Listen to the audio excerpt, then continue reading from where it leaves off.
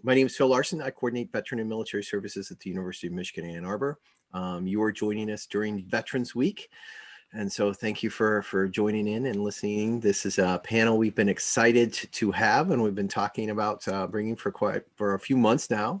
And we're happy that they're here today.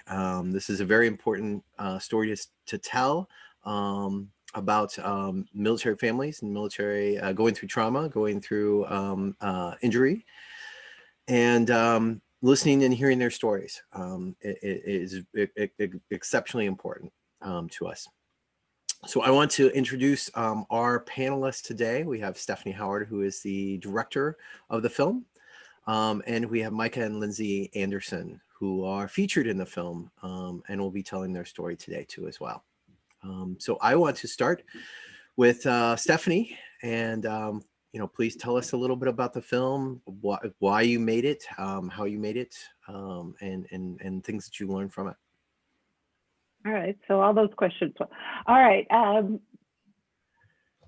the why I made it. I think it was important that, I know it was important that we hadn't heard the stories from the military caregivers. And Micah, not to take anything away from you or Phil, we were hearing a lot about the veterans at the time. And what I was hearing from the military caregivers was, my husband, rightly so, is getting a lot of credit, but I feel like I'm being ignored. So I thought it was important that the public learn as much as they could, that we have this community of really wonderful heroes who are part of really any service themselves. And they're taking care of their veterans who also served our country. And it's important for all of us to know about them. So that was a few years ago. And to my knowledge, we are still the only film that focuses on these caregivers. And when I say focus, I mean, with the exception of maybe two people, Micah, you're one of them, we only interviewed the caregivers themselves. And I had to keep reminding myself, okay, there are these great stories from the veterans, but they had to apply to what we were talking about the caregivers. And so, Micah, you'll tell how that really is a big part of what Linzi's life is, and that makes a big difference. I think, and I still do, that not enough is known about military caregivers. And that's why I'm really, really happy to be here at the University of Michigan, because it's very important that your community as a university, not just the veterans, but maybe people from social work and health sciences and all disciplines, learn about the people in their community who may be students and they had no idea. That's why. Did you want to show the video clip real quick? We can show that. What's the Easter Bunny gonna bring him? Bop, bop. Life. Yeah. Life outside of his own universe.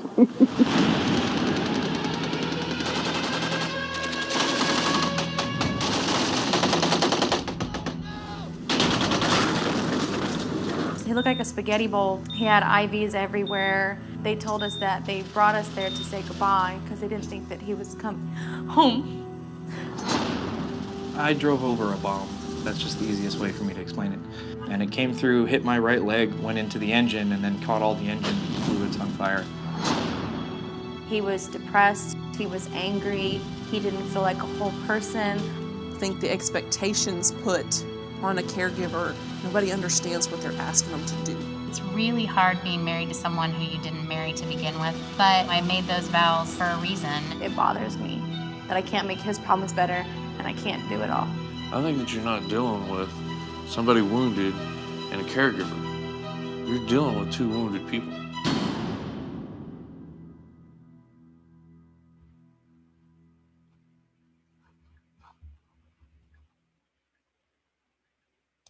So we also have that, I want to let everybody know we also have the video up on our web page. There is a link. If you are University of Michigan affiliated, we have paid to have that shared with you, that you can watch later. So it's on our website is a link to the library, which has the digital copy that you can stream actually from your computer to watch.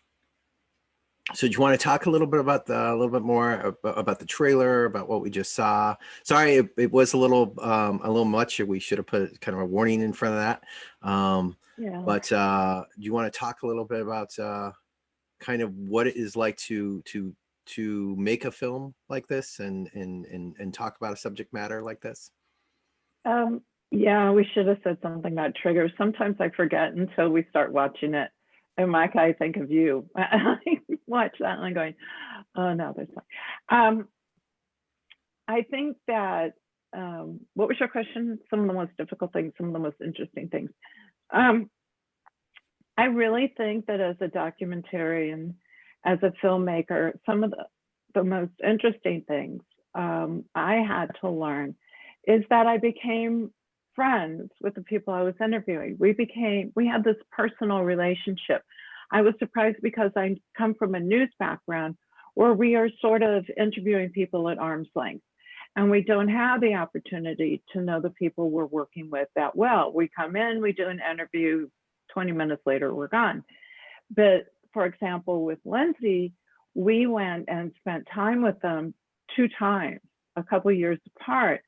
And that was one of the most interesting things to see how their stories were evolving. And we could probably go back again and really see more. But that was really the best part for me to learn from the people I was interviewing, to learn about the subject matter. And that was enriching for me.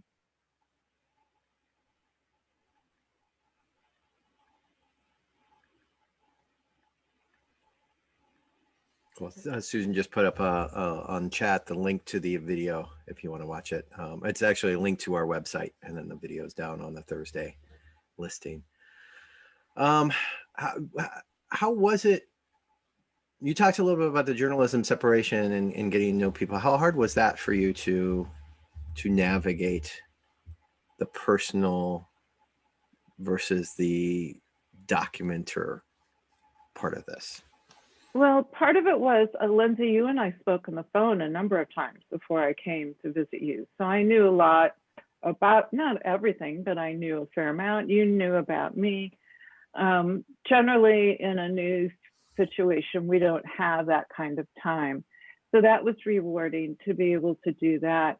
And also, one of the things about being in TV news, which I did for 25 years, is you never get the opportunity, or you rarely get the opportunity to really delve into a subject.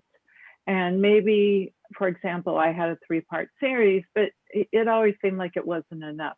So that's why documentary film meant so much to me. And I was really be able to go into the subject and learn about it and present it. And what I did was I presented it from the caregiver's eyes. I feel very strongly that the film is a vehicle for their stories. And I really worked hard to be true to that. Thank you. Did you get a chance to, and this is just, somebody I didn't ask before, but I'm actually curious on now. Did you get a chance because of the media, when you were doing stuff before, you never got to follow up. It was kind of the story and then it was done. Do you get to follow up with these families? Do you get to know how they're doing? Oh, yeah. Oh, yeah. We thought we were finished with our interviews at one point, and then I had a couple calls from a few of the caregivers, and they told me how things were changing in their lives. And we said, we got to keep going. We may not have the funding, but we'll find a way to keep going. And that's what we did. And that's why the film took 5 years to complete. And now we're a couple years into outreach, continuing to inform the public about military caregivers. So yeah, definitely. I'll let the audience, and right now we have, because Brad asked, we have about 19 people in, and which is perfectly manageable. So really, you can unmute your mics if you want and ask a question. So before we move on to Linzi and Micah, anybody ask a question of Stephanie about kind of the making of the film and filmmaking and the documentary itself. So any kind of questions do people have of Stephanie? You know, I have a question for Linzi. Can I jump in here? Linzi and Micah, how did you feel about us bringing our camera crew and our lights and moving? I mean, how did you feel about that? I knew you weren't real happy at times. Well, for me, I was definitely hesitant to I was kind of both. I really did want to share our story. That's why I agreed to be a part of the film, but I was a little bit worried about what it would bring up. We were very new in our journey of him being injured when we told the very beginning of our story. So it's hard to know how we were going to feel and what this was going to turn into. So I was a little bit nervous about how he was going to react as well. Yeah, I'm not a fan of being in the public eye whatsoever, not just a film, but like Stephanie said, caregivers were really overlooked. And yeah, you're going through a lot of stuff when, you're in a hospital, that kind of thing, but seeing how Linzi was being treated, the things she was expected just to do with no training. And I mean, this is not something you sign up for. This is not something that, is going to be in your marriage vows. Like you can't prepare for this. And she was not getting the kind of support she needed. She was not getting the things that she necessarily needed. She was getting through it, but it shouldn't be that way. And so when Stephanie approached us about something about caregivers, it was kind of like, yeah, we have to do this. The spotlight needs to be on them to show that there's a deficit here, that there needs to be things done to help them, because this is not a problem that will ever go away. Micah, I remember you saying to me just privately that you wanted to do this for Linzi, that you wanted to participate in the film for Linzi's sake. Oh, yeah.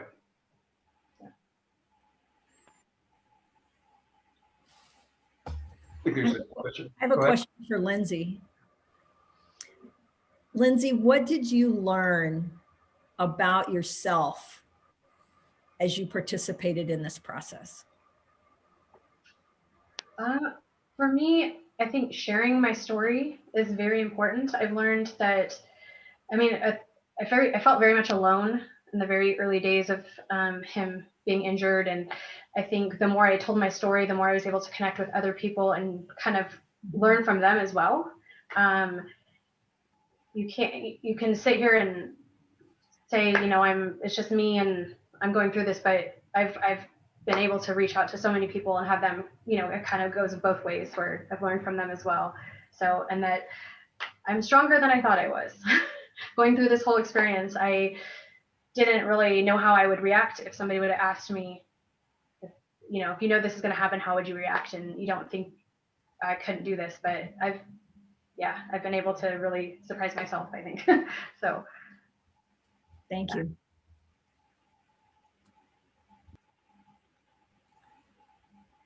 Hi, Brad. Hey, Phil, how are you? So just following this conversation, if I may, Linzi and Michael, firstly, Stephanie, thank you. I can't say enough good things about your documentary work. It's extraordinary work. It's so important. I didn't even know about it. Phil told me. I watched it. It was very moving, and it's such an important storyline that we really, really, really don't hear about. I mean, the movie does a pretty good job talking about the 1% of the nation that volunteer for services, but this story in particular, I don't think I've ever seen it covered. So a question for you just would be, well, first let me start with Linzi. You both had mentioned, there's no training for this, and it has the movie, or have things changed at all? For example, for caregivers since it's taken 5 years, are we making any progress on getting resources for caregivers? Yeah, so I believe that because of the things like the film, it's putting more awareness out there, so people are more understanding that we are kind of going through these things. Before the film, I think people didn't even know, I didn't realize there was caregivers going through these issues. also, I am a part of the Elizabeth Dole Foundation, and being kind of connecting with them, they have done a lot of work in putting awareness out there as well and advocating for caregivers. So I think this all kind of happened around the same time. It's just growing and getting the word out and letting people know that there are resources out there and getting them into the hands of the people that need them. Has the VA responded at all in terms of providing more resources, or no? Just out of curiosity. There's been some recent changes. They just passed legislation that in October expanded basically the kind of access that caregivers have to various programs and stuff, whether for your advanced ones that are like full-time caregivers. You are just a nurse 24/7 for your spouse. I think they're getting more access to stipends, stuff like that. And then I think, hours too. yeah, respite hours so they can take a break. That's one of the hardest things that we used to see is, you know, what happens when she needs to go somewhere, when she needs a break from caring from someone. And I think they're also expanding health to some mental health training. That's on the VA side. I don't know about the active duty military.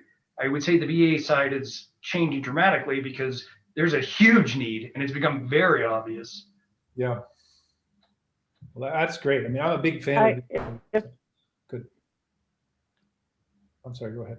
Do you have something, Stephanie? If I may jump on that. Yeah, there are many more support activities and support groups that are available, and Elizabeth Dole Foundation is one, but also things like the Military Veteran Caregiver Network, which is under the Red Cross. There are other support groups. We work with Caregivers on the Home Front, which is in the Midwest, but they have a national reach. The Rosalind Carter Institute of Caregiving. There are many, many groups now where if you're a caregiver, you can go to for support, you can take classes, you can just get a counselor and have someone work with you. And I think one of the big concerns is caregiver burnout. And there are lots of resources that caregivers can go to now that weren't available when we started the film. And I think that's really, really important. The VA is doing some more funding and has passed more legislation that Micah said. But I think the nonprofit groups have really, really stepped in. I mean, Linzi, what do you think? Oh, I absolutely agree. Yeah. I think there's when we talk about support, we think of the government a lot, but I think Stephanie's very right in saying that the nonprofits actually probably carry a lot of the bulk of the burden. And they're reaching out, and they're not like the VA where they're, like she said, restricted by legislation and timelines and stuff. They really have been there to jump in and help when people have needed it. So I think that's a separation that we don't always understand, is it's not just the government that cares for these people. The majority of it's probably the nonprofit sector.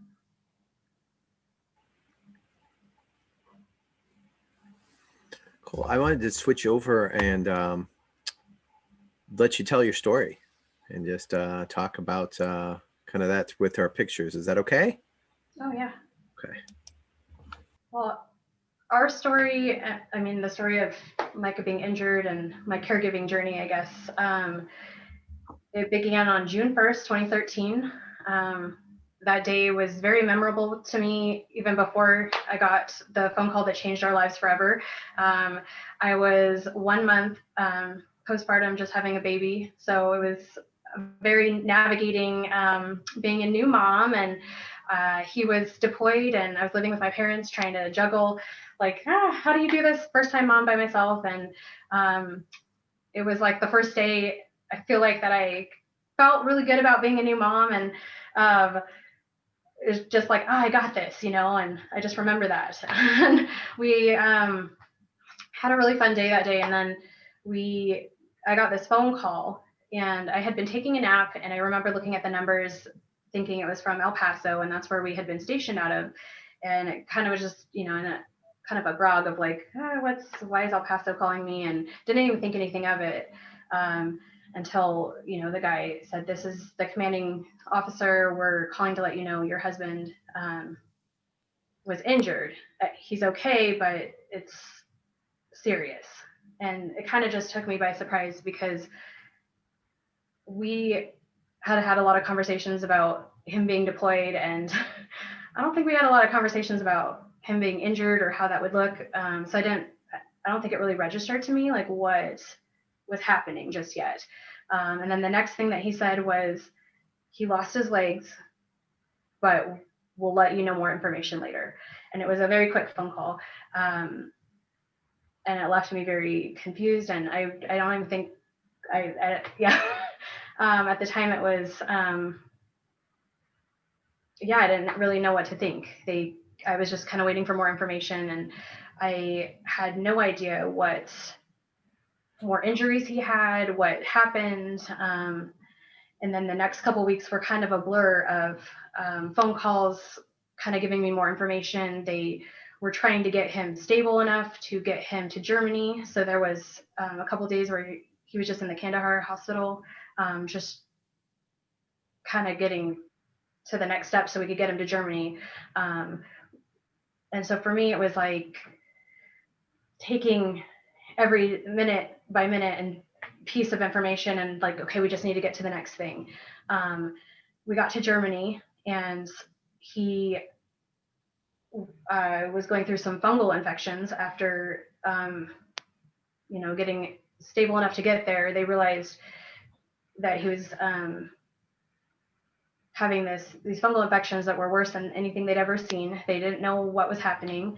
The only way to kind of get through it was to basically amputate. And so they didn't know if it was going to work. They didn't know if he was going to make it. And so they called us to come down there and kind of see what was going to happen. I mean, I would say goodbye at that time is what they told me, but and that was pretty intense, having a 5-week-old baby and still not understanding how bad this was.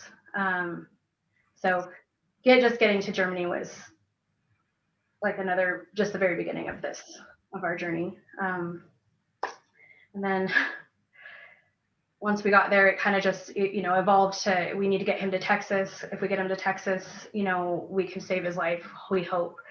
So it was just a whirlwind of just kind of like, okay, so we got to Germany, finally got there, and they sent him to Texas. And so it just felt like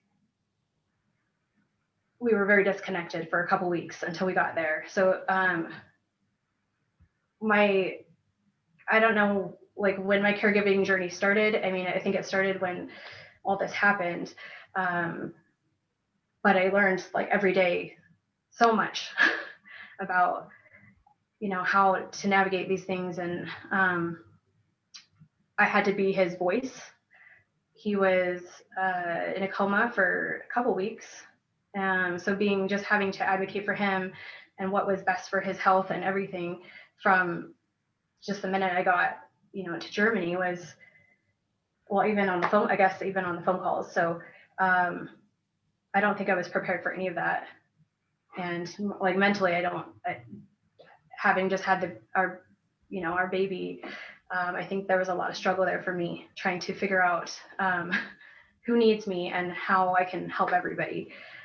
Another issue that we ran into just while he was inpatient, so Micah was inpatient for 6 months once he got to Texas, there was a big struggle of he was in the ICU, and I needed to be there to make these decisions, these surgery decisions. And, we also had our small child, and he couldn't be in the ICU. He couldn't be in the hospital.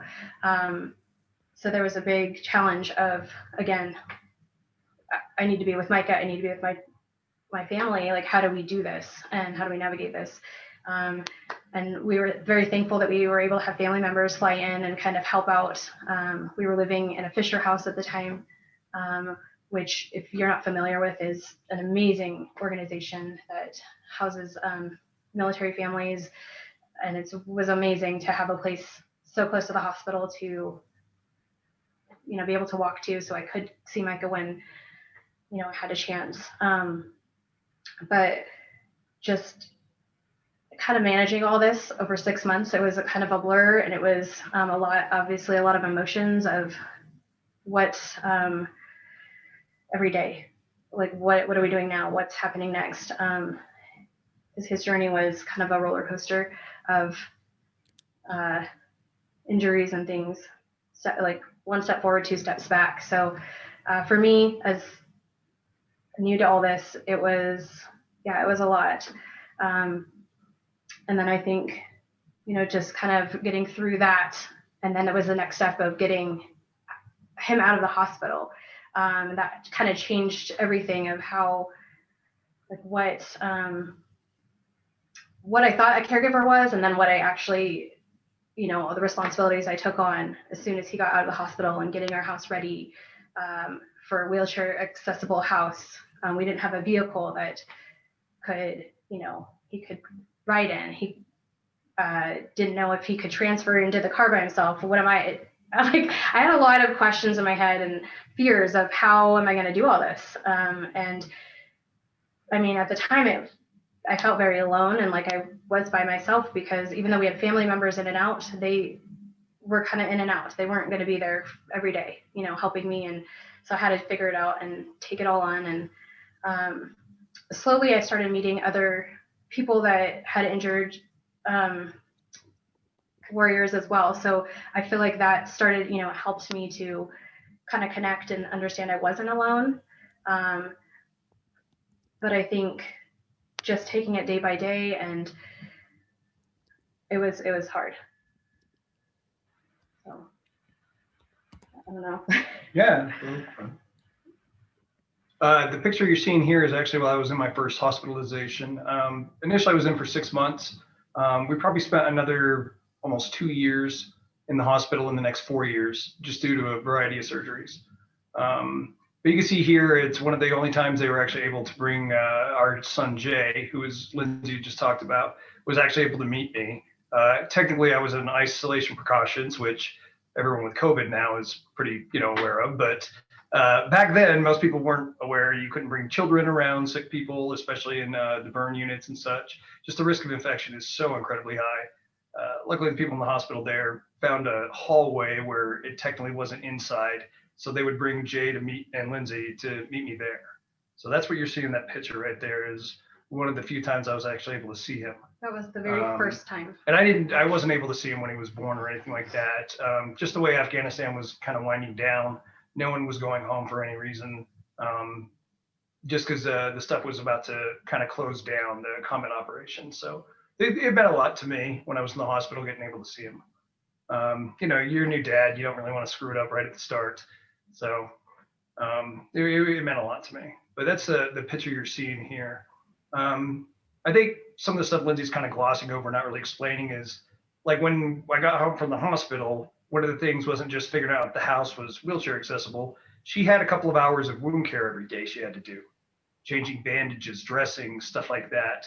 And I don't really know how to describe kind of how much that would be for someone. But if you'd just seen someone who got burned up and then they said, take care of them and dress them up every day, it's a lot for, even people who are trained, much less a spouse watching it happen. And that's not counting the bathing, stuff like that. I had to be wheeled in. I couldn't sit up all the way for almost a year because of broken pelvis and stuff like that. So she would wheel me into a shower, stuff like that. Have to help me with basically everything we tried to do. And so that was just literally a 24/7 job. And, it just starts instantly. And then the emotional toll, I think, of having to take care of a loved one like that, especially when the wounds are that bad, which I think most of these caregivers have to do that. You see these incredibly horrific wounds that are just kind of part of warfare, and you're the one responsible taking care of it for the person you probably love the most. And I can't even understand where she came from on that, or how she was able to do it so well. Because it breaks my heart just thinking about it from my perspective. Yeah. Well, and I think for me, it was not a question. It was, you just do it. You do it. I love you. It never crossed my mind that I wasn't supposed to do that and be there for you. And just, I think the goal for me was to get our family together, get you out of the hospital and get you together, however that looked. And I would do whatever I needed to do. So at the time, I think I was very naive to know what that meant before you got out of the hospital. And even before they let you go home, they called me in for, like he said, 1 hour of wound care training. And they're like, here you go, we're going to train you. And then send me on my way to be the expert to know if I was doing it right, if it was an infection was happening. There wasn't a whole lot of training. So you kind of just did it as you went and hoped you were doing the right thing and took it, day by day. The hour they showed her was the first hour of 3 for wound care that day. So it's there's quite a bit that was involved with that. And I think if you talk to some of the other families that are like us, I think they all went through pretty similar things. It's a pretty big learning curve, and it's a lot of responsibility just thrust on someone. And I think she said she can't really prepare for this sort of stuff. I think in the military, we don't really talk about the injury portion. We talk about you're fine or you die. We don't really talk about what if you're permanently disabled? What if you're, chopped up into pieces? What if you can't move? What if you're, a lot of them have a lot of psychological issues. What if the person's there, seems fully functional, but mentally isn't? And that's happened to a few that we've met. It's really hard to prepare someone for that. And I think that's the kind of where the caregivers got thrust into it. If you want to, you can go to the next photo. I think that makes everything a little nicer. This is kind of where we are now. We've got 2 kids. We do pretty well. Just kind of living now life. The responsibilities and stuff, I think, have lessened in some ways, but grown in others. Yeah, I know. So Micah's like wound care and things like that. That's been manageable. He's done a lot of healing since we have moved to Idaho, and physically doing well. There's a lot of stuff that's, that still comes on me as far as, like the day-to-day grocery shopping and the things around the house that he physically can't do. Besides tall shelves, yeah. He's able to drive himself to his appointments now and do those types of things. So that's been really great, having that independence for you, I think. But I think, I know probably a question you get that we've been asked is how COVID has affected us, during this time. And I actually had gone back to work last December to, we were kind of in a good place where the kids were in a good place and Micah was doing good. And so for me, it was important to kind of feel like I had a piece of myself back, in between all this. I gave up my career when he joined the military. So thought it was a good time to go back to work in December, and we were trying to manage that through this past year, and it got to be a lot to kind of keep everybody, keep everything going. So I had to step back from that, but I think that's the thing. We just take it as it comes and then kind of figure out what's going to work for us. So we kind of 2 steps forward, 1 step back. It's kind of been our theme of our journey, I think, but we're still doing good. It's a pretty broad overview, yeah. You can go to the next picture if you want, if you just want us to run down through these. As you can see, still raising the kids. We live on a small farm right now, and we do a lot of that's been real nice, just having, things to do every day. As you can see from that chair and where we're at. Spend as much time outdoors as I can, before I have to rest. But we try pretty hard just to kind of stay active, but none of it's possible without Linzi basically carrying the bulk of the family. And that's, not optimal, but that's kind of the way it's panned out. Mike and Linzi, what city? Where are you guys? We're right outside of Boise in Idaho. And you can go to the next picture. A lot of these pictures are from just our farm. Where we're at now, yeah. And this is kind of, for me, I think been really therapeutic for our entire family. At first I thought it was just for him, the animals, and something for him to go out and do in the morning, but it's definitely been a peaceful, just to go outside our house and kind of have that moment. I think being a caregiver, there's a lot of times where you just get so overwhelmed and you don't think to take a deep breath for yourself. So I've noticed that just stepping outside and taking the animals in, and just being with my llamas. We have 2 llamas as well. Just they make me smile, and sometimes that's all you can do when things are getting crazy. Just take a deep breath and be outside. So I don't know how the animals have been for you, but I feel like it's been very therapeutic. It's been nice. Animals don't talk very much, so you don't have to have very long conversations. But I mean, it's been kind of a point of, there's a reason to get up, besides just the day to day. There's things depending on you. And for us, I think a big part of getting the animals was our children. Just kind of teaching some responsibility and, trying to build some sort of work ethic, which is important to me. But we're feeding and stuff here, but a lot of that is just kind of the surface stuff that we do. Linzi's humored me a lot on a lot of these things, but she still has to carry. She says she goes out and feeds once in a while, but she actually has to carry most of the bulk of the house just because of physical limitations. But yeah, we do have a bunch of funny animals. So you can go to the next one. This is just some of the time trying to get out with the kids. It's been one of the bigger challenges, I think, is just, I guess it would be not just one not fully functional parent, but because Linzi's having to pick up so much slack for me, it's almost like she's sort of handicapped too when it comes to the kids, because there's always me that it's almost like there's a third child that always has to be taken care of. There's always someone else she's worrying about, not just the children. And so I think that's kind of a challenge that we've learned to balance pretty well, I think. But it's definitely hard. If you're a kid and you grow up and, you can't teach a kid how to play soccer, you can't go on hikes, you can't do these sort of things. It's a stress on the family for sure. The kids kind of feel it. But Linzi's been real good about finding alternate activities, helping out with that. Like I said, there always seems to be a third thing for her to worry about.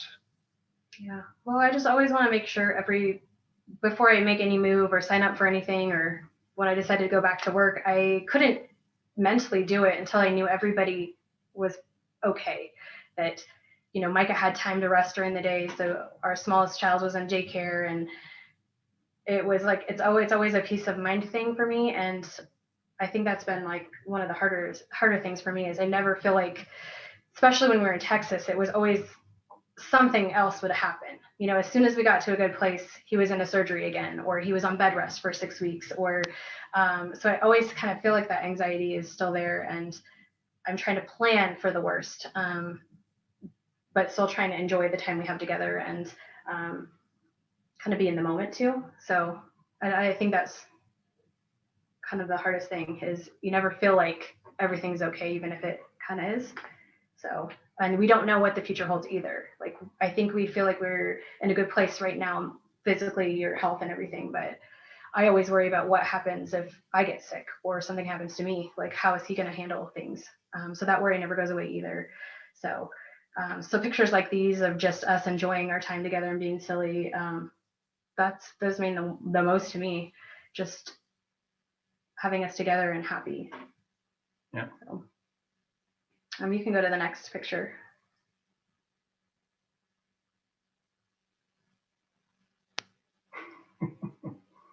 That's a silly one. I love that one. Yeah.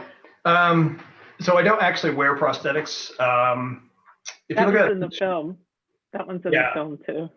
Yeah, we've since found that prosthetics don't work well for farm life, and most of the stuff I do. When Linzi was talking earlier about amputations, and they said I lost my legs. Usually, when someone says they lose their legs, they usually mean below the knee. Very rarely does someone mean they lost their entire leg. But if you look at that photo there, you can see there that I've lost an entire left leg and most of the right. And there's a number of others that are in similar positions. But as you can see, it's a lot of life that we found is just trying to figure out how to make all the things you want to do work with what you have available. And I think that picture kind of shows a pretty good set of that. I mean, it's just kind of a silly thing, but it's, there's things you got to do to make adjustments. You can still have a really good life. You just have to figure out how to make everything work. And usually you figure it out just by going until you fail. So. And I think for me, it's taking his ideas and making it reality. We work well together, and he's definitely supports anything that I want to do. But I also support, him as well. And so it's like, how can we make this happen? So our little farm, that was kind of like a little dream he had. And I was like, I don't know about this. I don't know about chickens. And I was a city girl. So taking on some of this added, I knew it was going to be added work, but there's been a balance to it of how it's helped our family too. So I'm always a little hesitant, but I support you. So yeah, you can go to the next one. This is the first 5K I ran without legs, so that's something. Yeah. Before he was injured and before I had kids, I was a big runner. And it's something we actually did together before he was injured. So this picture is very symbolic to me of kind of still doing the things that we used to do. We just have to do them in a different way. And again, like him supporting me, because it's something it's part of my life, and something we can all do together. So shorter races, yeah. You can go to the next one. I think that's it. Yeah. Yep. Okay. You guys have questions?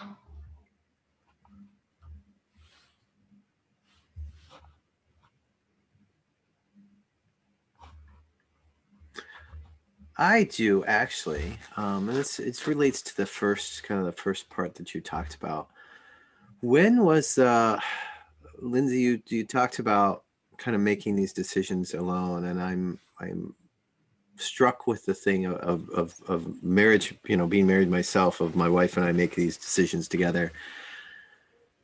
When was the first time that you guys could talk and actually start making decisions together again after? What happened after the injury? I would say it was at least a month, probably, because I know he was in and out of, he was in and out of being in a coma and on a lot of meds. But I mean, he would start to come out of it, and so I think we were able to talk about a lot of these things. But I don't know. I think decisions probably not for an entire year, where I could actually contribute reasonably. I mean, it was all on her plate. Where we lived, everything that happened, I was not in a condition to make almost any decision. I just dealing so much with the things I was going through, the medications, the injuries, that sort of thing. I was not mentally in a place to make really great decisions. And I leaned on Linzi for virtually everything for probably almost the entire first year. Before it was really, okay, now we can move together. Because really, if I'm just being taken care of, I'm not really in a place to be like, well, I think we should do it this way. Because it didn't. She was carrying everything.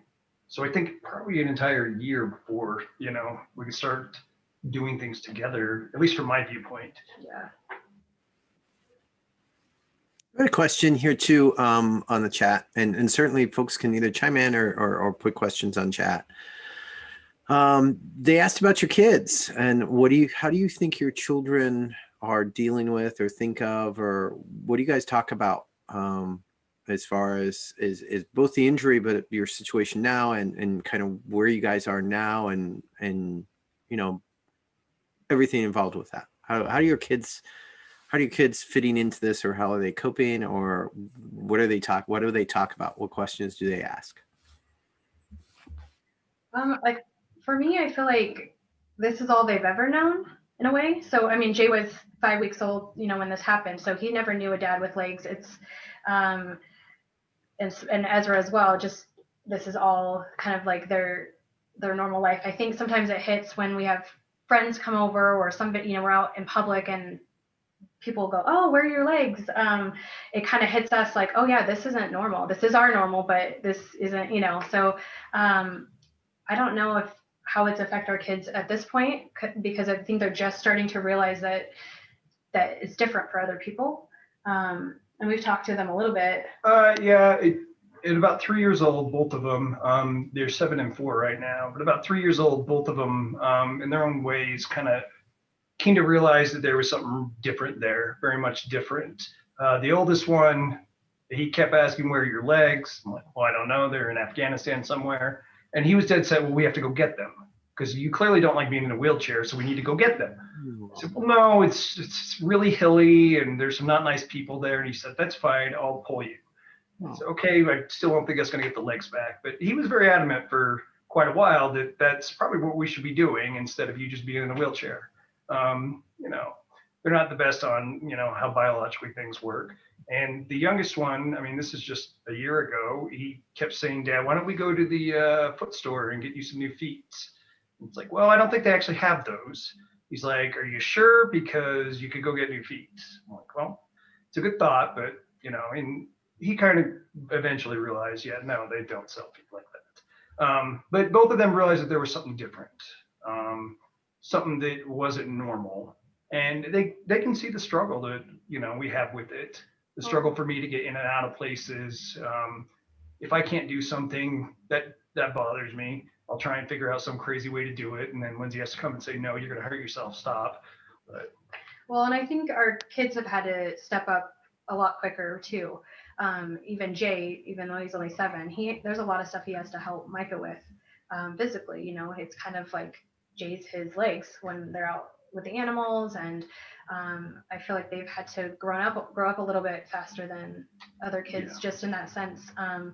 You know, and I think there's a lot of times where Micah just has to take a 2-hour nap during the day just to rest his body because of his pain levels, and you know, stuff like that, where it's like, we got to be quiet, we've got to let Dad rest, we've got to, you know, for everybody, it's things that is just are normal, but it's not for most people.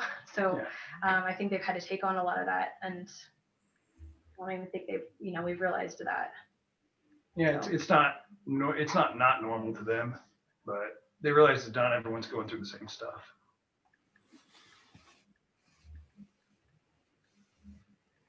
Are the questions people have? You go ahead and unmute yourselves if you want. I have one. Linzi and Micah, how much has family kind of been part of your decision to move back to Idaho? Are they able to spend a little bit more time with you? Yeah, I think that was the biggest reason why I wanted to move back to Idaho. I felt, I mean, in Texas, we had a very military presence. We had a good support there of other caregivers that I could relate to, but coming here, we had the support of family, and just recently his parents moved here as well. So we have my parents and his parents, and I think that was a big decision in coming here, just knowing that if I needed somebody to watch our kids, or if Micah got sick and had to go to the hospital, or that I just had that peace of mind. I never had that when we were living in Texas. I just always felt like I was doing it all by myself. So I'm feeling a lot better about that part of this journey, that, you know, I can reach out and I feel like I can ask for help now if I need to. So.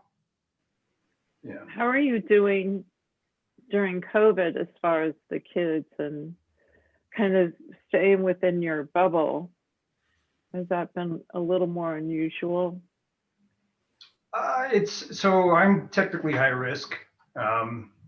Yeah, you know, you don't go through that many surgeries and issues and stuff without picking up some health issues. But yeah, it's the kids I mean, we pretty much had to completely section away. Idaho luckily wasn't hit that hard at the start. It's picking up quite a bit now. But we basically have had to just kind of cut ourselves off from neighbors and stuff like that. Not seeing family. I think we got to see her grandparents for the first time in almost 9 months over Halloween. We drive by so the kids could just look out the window and see them. So it's hard for them because they were, for the 3 years prior, they were exposed to a lot of family constantly. And so just being sectioned off, you know, besides the kids getting sick and tired of mom and dad being the only ones to talk to, I think that they understand why we can't. I think it's pretty obvious why we can't go over to the neighbors' houses all the time, why they can't go to so many activities like they used to. I think they're pretty aware of it, but it doesn't mean it doesn't have an impact on them. We've had to be a little more cautious, I think, than most people would need to be necessarily. Well, but that's been my biggest worry. yeah, Like everyone else, if I get sick, how is he, or if he gets sick, like it kind of goes both ways. Or what if we get sick at the same time? Like, how does this work? So yeah, we've definitely kind of just been the four of us in our house for the most part, you know. And then And the animals. yeah, they're a good distractor. Yeah. The boys have their favorites. So the oldest one loves a gray chicken. So I don't know. They pick out their friends. I have a question. And they name them. I have a question. Well, and this goes back to just, if you can remember, when was like the first episode of normal? I guess I will phrase it like when was there a time when you were both together with kids or with, you know, watching a movie, or were things like, oh my gosh, this is, it kind of, at least for a moment, returned? So the first thing that comes to mind for me is probably our third wedding anniversary, because our second wedding anniversary was spent in the hospital in complete isolation. So by the time we got to our third anniversary, I think we were able to find somebody to, like, our first time we had a babysitter for our child, and we went out to dinner in San Antonio. It was like the most amazing day, because it was just like, we felt like we're like normal people, we're having dinner. And to get to that point was, I mean, all the things, you know, trying to figure out, you know, again, like who's going to take care of Jay and how are we going to get there? He was in, I think he was in an electric wheelchair at the time. So navigating that, and, you know, downtown San Antonio, and is it going to be accessible? What are we doing? It was a lot. But when we finally did it, it was like this amazing, like, I don't know. I look at the pictures and it just makes me happy. I don't know if you have a different memory, but. I remember the first time I tried to make it feel normal, which was the morning after the day I got out of the hospital for the first time. I tried to cook her breakfast. It kind of worked. We like to cook together, and I mean, I couldn't really sit up, but I did figure out I could cook her some eggs on the stove, sort of, if I could hunch up enough to see over the edge of the frying pan. But I mean, that's the first time I felt like, okay, this is something that we got to do. We got to get back to where this is okay, where this is just how life, you know, rolls, where I can still contribute, where we can just be a family together. I don't know if there's any success, but that's when I tried. I love your eggs. I'm pretty sure they were still good. In the film, several people talk about their concern about caregivers and their families, their vets, having that sort of romantic part where it's not just someone who's taking care of them, but there is that whole romance thing. And I think from the film, we had a really good sense that you were paying attention to that. Can you comment a little? About romance? Go ahead. Yeah, I felt like I had a lot of making up to do. I'm not saying just put her through quite a thing. I mean, continuing to. I mean, how do you bring a spark back when your body's been chopped up and put back together? How do you feel like, hey, I want to be intimate? How do you get over the obvious body image issues you just suddenly picked up, and especially the emotional and mental stress she was going through trying to run everything? How do you get her to turn it off? Yeah, I think. How do you get her to shut it down and just say, hey, let's go on a date. Let's just be in love for a while. Like, let's forget about everything else. How do you do that when it's always there? Yeah, I think that's going to be a big struggle for caregivers, because my number one thing is he okay? Is everybody okay? And then to turn it back to like an equal playing field where it's like, I need him, and, you know, like we can just go to dinner and it'd be romantic and nice, not worry about all the things that I worried about just to get us to that point, you know. But I think we make a big effort of trying, and if we feel like we're going down that road where I'm caregiver mode and I need to bring it back, you know, we talk about it, and we need to have a date night. We need to do this. Or buy some flowers. Yeah. So I think it's Put a smile. gonna be a thing that's hard for caregivers always. I think it's just because that's since I've become one, I worry about everything, and I forget to like just be a wife sometimes.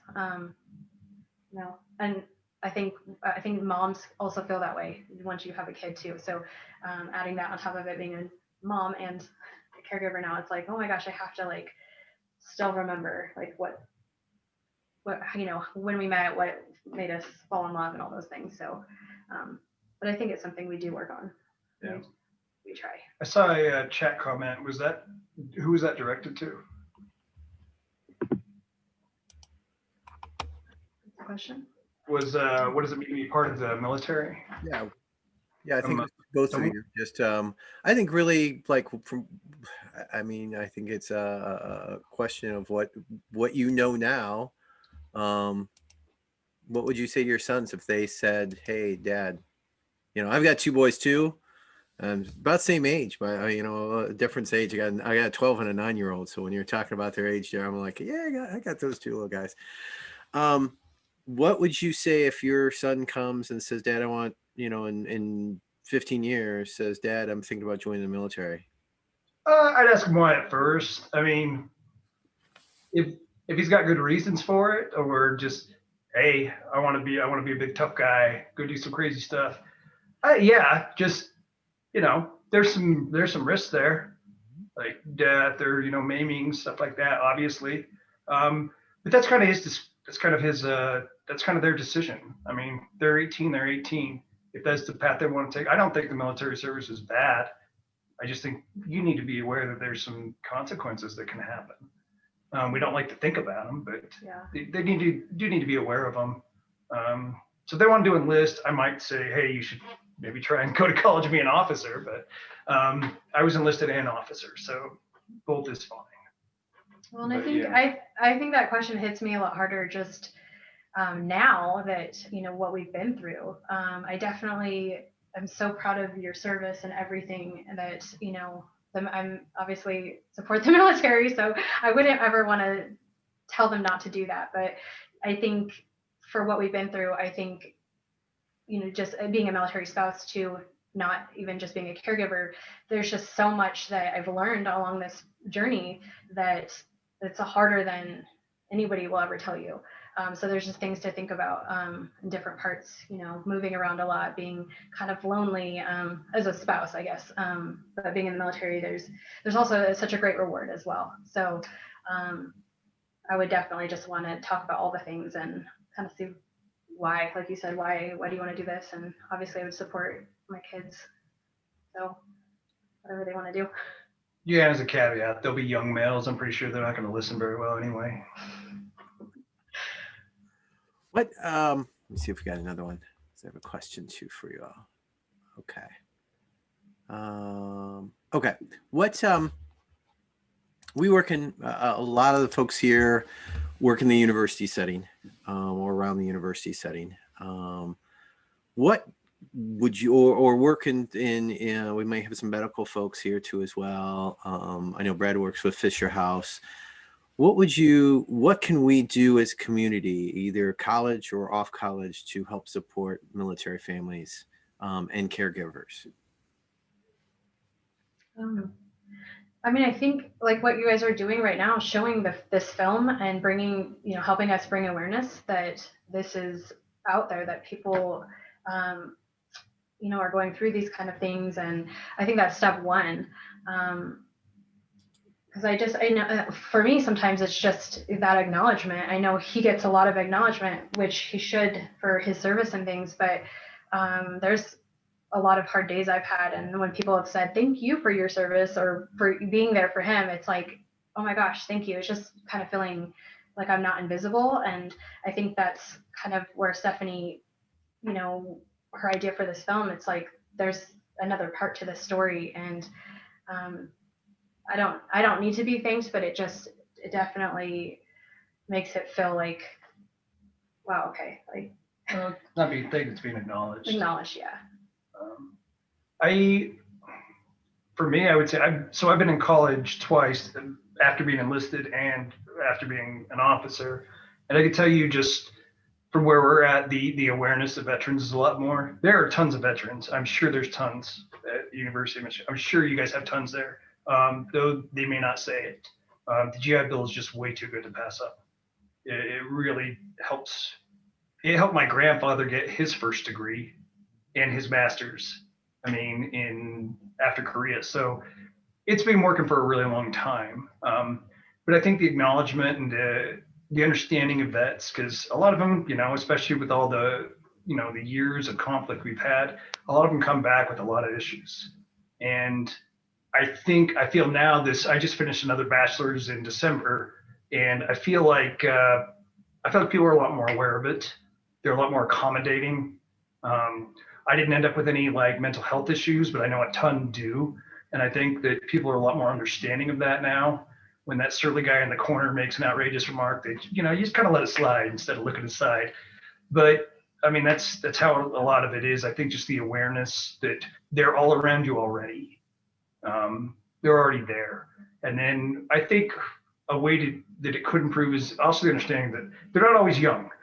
We're relatively young, and especially your caregivers, they're ones who are in their 50s, their 60s doing this stuff. I mean, there's many that are even older from prior conflicts that are still around, and they're in the communities. And some of them are, because I met a couple when I went back to school this last time, that are still, doing this stuff, but they don't really get seen as much as the more visible ones, the more recent ones. And that's about it. I think the awareness is a lot better, and I think just kind of understanding that they're everywhere. Veterans are. Absolutely. And the caregivers are there usually to support them. So. Brad had a question for Stephanie real quick about how'd you come aware of you talked about needing to tell their stories. How'd you become aware of this subject? Lindsay's probably heard this a few times. I actually live in a community way outside at Los Angeles, and there was an event where some wounded veterans were brought to speak to students in junior and senior high school, and there were visible wounds. And it was interesting because they didn't talk about that part of their lives. They spoke about what it means to be different and how to deal with that. And if people talk to you and ask questions when you're at the store or shopping or at the movies or wherever. But it was a very emotional discussion, and I watched how some of the students were really impacted. And I was speaking to the woman who had set up that program, and I said, I know there is a film here, but I can't do justice to, the subject of veterans and wounded veterans. I can't do that. There are other filmmakers. And she said, but no one's done a film about caregivers. And at first I thought, doctors and nurses. And she said, no, the families. So I didn't know either. And as a filmmaker, I was thinking about, okay, my antenna were up. What's the next good film? What's the next good subject? And in trying to research that, I understood there were no books. There were very few magazine articles. There was very little information.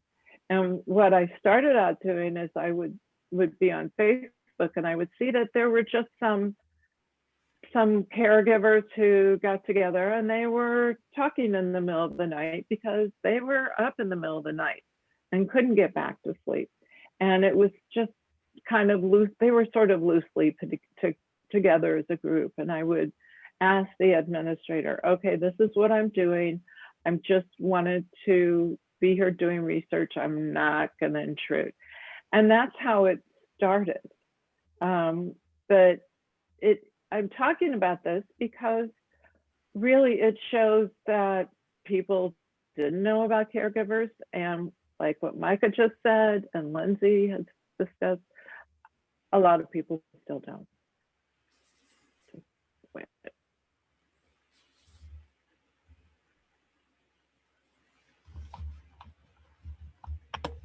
Any other questions we have? Thank you so much. Let's see anybody else.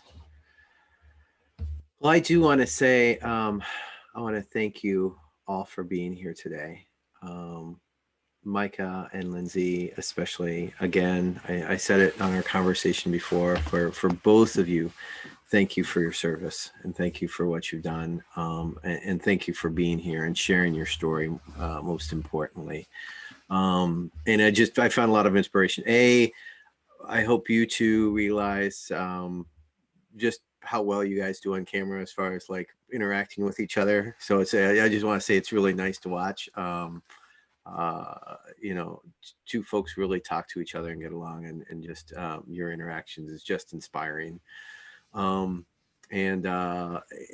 talking about your relationship too, and talking about your journey, I think is really important, and talking about your family. So thank you very, very much for sharing that today. Both the struggle part of it and even the normalcy part of it, like, you know, seeing you with your kids, it's you with your kids, right? So that was really, really cool to see. So thank you very, very much for all of that. You know, Stephanie, thank you so much for making this film. Thank you for being here today. I hope, and people will laugh at me who've seen this before.